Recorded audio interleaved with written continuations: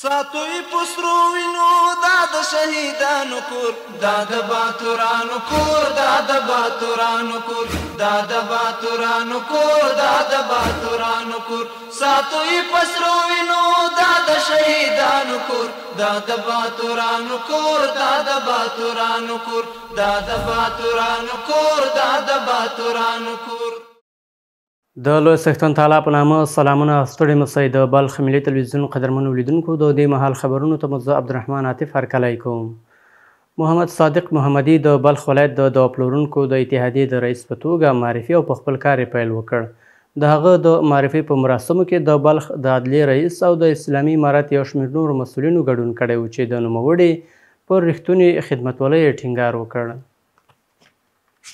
محمد صادق محمدي د بلخ ولایت د دوا پلورونکو د اتحادیې د رئیس په توګه معرفي او په رسمي ډول یې دنده پیل کړه. د دې مراسمو پر مهال د بلخ د عدلیې رئیس او یو شمېر نورو مسؤلینو دغه دنده یو ستر مسؤلیت وباله او ټینګار یې وکړ چې د اتحادیې له نورو غړو سره په همکارۍ باید په هیواد کې د درملو په برخه کې د ځان بسیاینې لپاره پراخې هڅې وشي.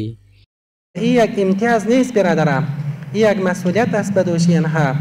اگر خدای نخواسته رئیس اتحادیه مسئولیت پذیر نباشه و او همکار نباشه صادقانه از کدام دواهای بیکیفیت باشه باز کل مسئولیت اخرویم به دوش اونها میشه.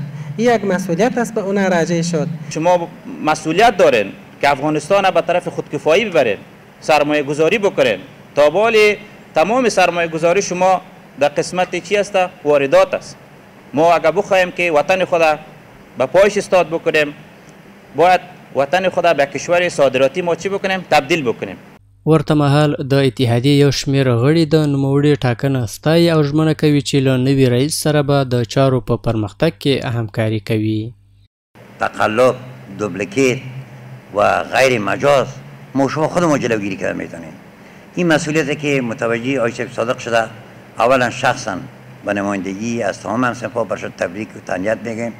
همونطور که صادق نامشان است انشاءالله در عمل هم صادقانه است و من حیث ما یک رئیسی که 3 سال در بخش بودیم و کار کردیم و بعدی هر نوع همکاری برش میتون من حیث یک سفید و همیشه باش همکار میباشم.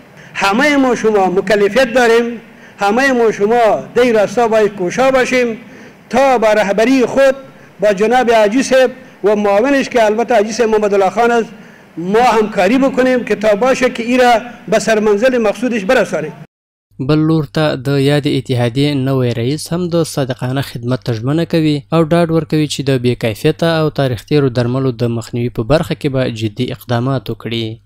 هر نوع مشکل در ادویجات تاریخ گذشته، دوبلیکیت، قاچاق او مواد مخدر در صنف ما وارد شود یا دیده شود، انشالله وظیفه اتحادیه این است که گزارشات را با جریان در سطح آمد جریان باند و ریاست‌های ارگان‌های زیربط با خبر بسازد تا جلب دوای بی‌کیفیت، دوای تقلبی، دوای دوبلیکیت گرفته شود. یگانه وظیفه اتحادیه هماهنگی بین ملت و دولت می باشد. دغه راز د بلخ ولایت د دوا پلورونکو د اتحادیې د دارالانشا رئیس وایي چې اوس مهال افغانستان د څه باندې 30 ډوله درملو په برخه کې ځان بسیا ته رسېدلی او ورته درمل له بهر څخه نه واردېږي.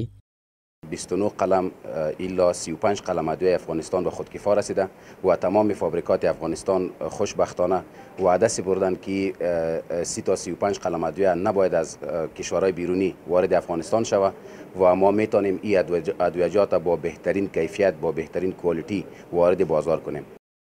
یاد دې وي چې د بلخ ولایت د دوا پلورونکو اتحادیه 250 غړي لري چې په مزار شریف ښار کې په 2 مارکیټونو کې فعالیت ترسره کوي. د بلخ ولایت د امنیه قمندانۍ مسؤلین وایي چې د پولیسو لخوا د رسمي یونیفورم کارولو بهیر په ځانګړي ډول په ښار کې دننه او په ولسوالیو کې ګړندی شوی دی. د دوی په وینا اوس اکثره سرتیري چې په امنیتي مرکزونو کې دي د پولیسو رسمي یونیفورم کاروي. له بلې خوا د مزار شریف ښاریان د کورنیو چارو وزارت د مشرتابه له دغه اقدام څخه هرکلی کوي. د بلخ ولایت د امنیه قومندانۍ د امنیت امیر خلکو ته په وره خدمتولۍ ټینګار وکړ او زیاته کړه چې د اسلامي نظام ساتنه او دفاع د مجاهدینو له مهمو دندو څخه بلل کیږي او د یونیفرم اغوستل د امنیتي ځواکونو لپاره یوه اساسي اړتیا ده چې په هر حالت کې باید وکارول شي ځکه دا د خلکو د باورمندۍ لامل ګرځي. ښار او بلکې د ټولو ولسوالیو د بلخ ولایت د ولسونو غوښتنه هم دغه ده چې تر څو تاسو کارادار ونه پېژنئ، مسجد امام ونه پېژنئ، هېچا ته اجازه مه ورکوئ. او دویمه خبر دا ده که چېرته موږ د 119 شمېره هم فعاله ده، 4% فعاله ده، که دغسې پیښه کېږي یو څوک ورځي داخل ته او لباس یې نه دی اغوستی یا مطلب کلنتر نشته ورسره، نو 119 شمېره فوراً زنګ ووهئ. موږ په همغه ګړۍ همغه ساحې د حوزې مربوط وي یا د ولسوالۍ مربوط وي او هغه ته خبره کوو خپل پرسونل ته په همغه ګړۍ ځان ورته رسوي انشاءالله العزیز. ورته مهال د بلخ د امنیه قومندانۍ ویاند له دیني اړخه د مشرانو له اوامرو اطاعت ته په اشارې وویل چې باید یونیفرم ته د تقدس په سترګه وکتل شي او اغوستل یې واجب دي ځکه چې دا هم د نورو سپېڅلو هدایتونو په څیر د مشرانو له لورې امر شوی دی او اطاعت یې ضروري دی. دا اقدام جدي عملي کړی دی او انشاءالله د دې بعد به نور هم عملي کړي ځکه یونیفرم په اسلامي نظام کې یو ډیر مهم رول لري. د پیژندنې نښه د یونیفرم پولیس د عامو خلکو څخه جلا کوي بلکې یو مسؤل شخص ورپېژني، د اعتماد فضا رامنځته کوي، خلکو ته دا احساس ورکوي چې یو مسؤل شخص در سره دی، یعنې د قانون عملي کوونکی کس در سره دی، یو نظم راوستونکی کس در سره دی. له بلې خوا د بلخ د امنیه قومندانۍ د امنیت امیر د خلکو او د بازار له کسبګرو سره د لیدنې پر مهال یې له هغوی وغوښتل چې د ټولنې د واقعي حالاتو انځور وړاندې کړي. نوموړي همداراز وویل چې د نظامي یونیفرم اغوستل د امنیتي ځواکونو له نوم څخه د ورانکارو د ناوړه ګټې اخیستنې د مخنیوي لامل ګرځي.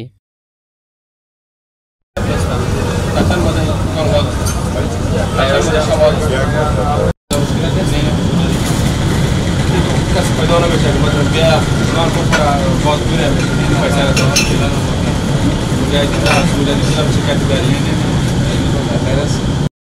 په همدې حال کې خلک هم د اسلامي او انساني ارزښتونو د خوندي ساتنې او د ټولنیزو ستونزو د حل په موخه د امنیتي ځواکونو له هڅو ستاینه کوي. فضل خدای با کمک خدا و با دولت امارات اسلامی فضل الهی وضعیت امنیتی در تمام افغانستان بلکه در ولایت بلخ وضعیت امنیتی خوبتر است. دا یونیفرم چې دی دا خو د نظام یو اصل دی، دی باندې الحمدلله د نظام رول د ولس د ټولو دی باندې ښه رول لري، ښه دغه لري چې نظامی کس چې یونیفرم اغوستی دا ډېر ښه معلومیږي. ما از امارات اسلامی خوش هستیم، امنیت آورده، امنیت برقرار کرده، بسیار از پیشان خوش هستیم و دیگه از یونیفرمش هم بسیار خوش هستیم. باید در همه جا یونیفرم داشته باشه. باید وویل شي چې د افغانستان د اسلامي امارت د کورنۍ او چارو وزارت پلان لري څو ټولو ولایتونو ته په منظم ډول نظامي یونیفرمونه وویشي چې تر دې دمه د بلخ ولایت په ګډون نږدې 10 ولایتونو ته دغه یونیفرمونه رسیدلي دي. د بلخ ولایت د پوهنې ریاست د کتاب لوستنې په سیالۍ کې چې 400 تنو زده کوونکو ګډون کړی و، 6 تنه د غوره څیرو په توګه معرفي او د ځینو ډالیو وړ وګڼل شول. دغو زده کوونکو د باختر او استقلال لیسو له خوا شاوخوا 2 میاشتې وړاندې په دې سیالۍ کې ګډون کړی و. د بلخ ولایت د پوهنې ریاست له خوا د کتاب لوستنې د هغې سیالۍ چې د استقلال او باختر لیسو ترمنځ شاوخوا 2 میاشتې مخکې ترسره شوې وه، 6 تنه مخکښ ګډونوال یې په ډالیو وستایل شول. ویل کېږي چې په دې سیالۍ کې 400 تنه زده کوونکو ګډون کړی و. این مسابقه تحت عنوان تحت 2 عنوان، یکی از علوم دینی، یک عنوان هم از علوم عصری برگزار شده بود که در عنوانش ولادت حضرت پیامبر تا بعثت بود از بخش علوم دینی و دیگر مبادی علم فیزیک و ریاضی از بخش علوم ساینسی بود. حدود 400 تن شاگردان از لیسه عالی باختر و لیسه عالی استقلال در این مسابقه اشتراک کرده بودند که از جمله از آنها ما به تعداد 6 تن مستحق جایزه شناختیم. د بلخ د پوهنې ریاست مرستیال د دې غوره څیرو د معرفي پر مهال ټینګار وکړ چې د ښوونځیو زده کوونکي دې د مطالعې کلتور ته ډېره پاملرنه وکړي او زیاته کړه د هېواد د پرمختګ لپاره اړینه ده چې نوی نسل باید په پراخه کچه مطالعه وکړي. کوم څوک چې خپل هدف ته ځان رسول غواړي چې کامیابه سم نو مطالعه به کوي.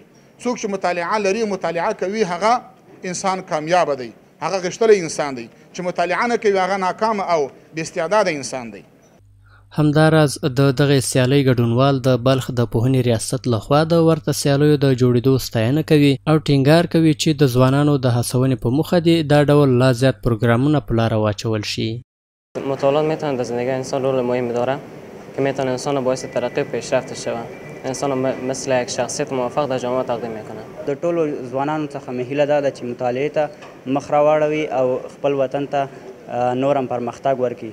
او د دې مسابقاتو د رئیس صاحب د معرف څخه ډیره مننه کوو چې دغه مسابقات موږ ته په لاره واچول او نور هم غواړو چې دغسې مسابقات په مکتبونو په د لیسو په منځ کې برګزار شي. د یادونې وړ ده چې دغه ازموینه 2 میاشتې مخکې د دیني او عصري علومو په برخه کې د باختر او استقلال لیسو ترمنځ ترسره شوې وه چې په پای کې له دواړو ښوونځیو څخه 6 تنه د مخکښو څیرو په توګه د ډالیو او ستاینلیکونو وړ وګڼل شول. د بلخ ملي تلویزیون قدرمنو لیدونکو دا د دې مهال خبرونه تر بیا ښه وخت د الله په امان.